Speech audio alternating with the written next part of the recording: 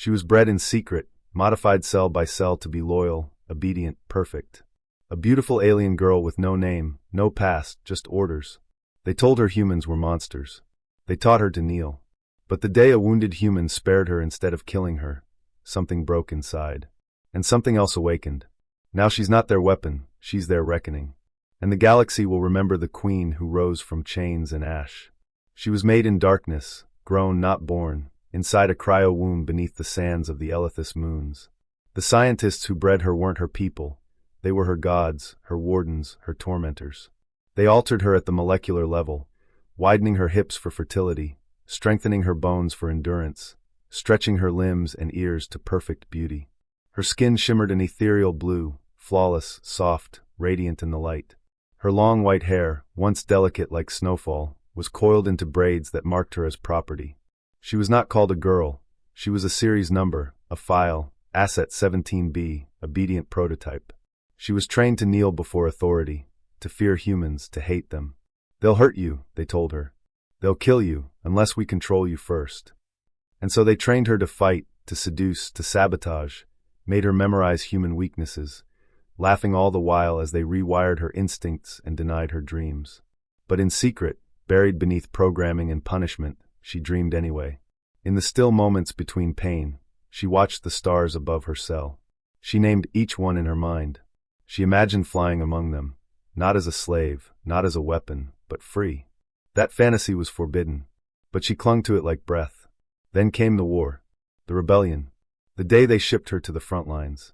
They dropped her onto the ash-covered battlefield of Droz 4, a shadow among smoke, designed to infiltrate and destroy. But what they didn't count on was the human soldier who found her first. He should have killed her. She expected it, welcomed it, but instead he lowered his weapon. He saw her shivering, bleeding, broken. And he asked, "Are you hurt?" She didn't understand. No one had asked that before, not even once. She attacked, out of fear, not hatred. He dodged. He didn't fire. He grabbed her wrists, firm but gentle, and said, "You don't have to fight. Not like this." She snarled, bit his shoulder, drew blood. But still, he didn't kill her. He carried her off the battlefield, in his arms. Hid her. Fed her. And every night, he talked. Told her stories of Earth, of music and oceans and laughter. He gave her a name, Lyra. She didn't know what it meant. But it was hers. And then, he gave her choice. "Run back if you want," he said. "Or stay, and be something more than what they made you." And that broke everything inside her. For the first time, she chose. She stayed. She wept. She healed. And then she burned. She returned to the labs not as a tool, but as fire. Her fists shattered steel. Her scream cracked glass. The very scientists who once tested her, now cowered behind overturned tables, begging the creation they once owned.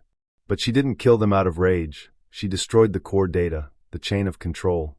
She freed the others, dozens of altered girls like her. Some half-grown, some barely conscious, all beautiful, all broken. And she said just 4 words. "We don't kneel anymore." The rebellion spread like wildfire, asset after asset joining her cause. Not because she forced them, but because they saw something they'd never known, hope. Lyra led them across systems, liberating bioforges, collapsing slave fleets, destroying every echo of their makers. The humans, once feared, joined her in awe. And among them, the soldier who gave her a name, fought by her side. She never left his. The final battle came above the burning sky of Zerinus Prime, where the High Architects broadcast her image, called her a traitor, a corrupted beast. But she stood in their signal, blood-smeared, defiant, eyes blazing with starlight, and said, "I am what you made me, but I will never be yours again." She shattered their throne world herself, led the charge with flame in her fists and vengeance in her heart. When the last command node fell, and the system's chains went silent, she stood atop the ruins and looked up. And for the first time in her life, she saw the stars without glass between her and them. The surviving altered girls crowned her, not with metal, but with trust. They called her queen, not because of fear, but because she had earned it. She took no empire, only a home. And when the humans offered alliance, she didn't hesitate. "We protect each other now," she said. "We rise together." She visits the lab ruins once a year, alone, barefoot. Her long white hair flowing. Her blue skin marked with the symbols of every girl she saved. She stands in silence, then whispers the words she never forgot. "Are you hurt?"